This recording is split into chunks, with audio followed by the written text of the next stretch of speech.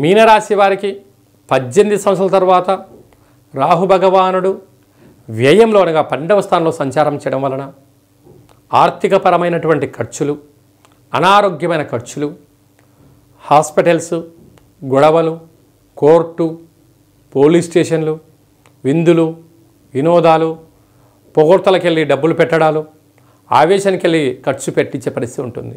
కొందరు పని కట్టుకొని మిమ్మల్ని రెచ్చగొట్టడం, పని కట్టుకొని ఆహా మీరు అంతటి వాళ్ళండి, మీరు ఇంతటి వాళ్ళండి, అంతటి గొప్ప వాళ్ళండి, మీ నాన్నగారు అది చేశారండి, మీ అమ్మగారు అది చేశారని చెప్పి మిమ్మల్ని ఉక్కిరి బిక్కిరి చేస్తూ మీ దగ్గర పైన ధనాన్ని, సమయాన్ని వాళ్ళు వాడుకొని వెళ్ళిపోయే పరిస్థితి ఉంటుంది. ఇలాంటి కాల సమయంలో పొగడ్తలకు వెళ్ళొద్దు. ధనాన్ని కాపాడుకునే ప్రయత్నం చేయండి, ఆరోగ్యాన్ని కాపాడుకునే ప్రయత్నం చేయండి. వేలకు మీ పనులు మీరు చేసే ప్రయత్నం చేసినట్లయితే ధనపరమైన చిక్కులు రావు అని చెప్పి కూడా గమనించాలి.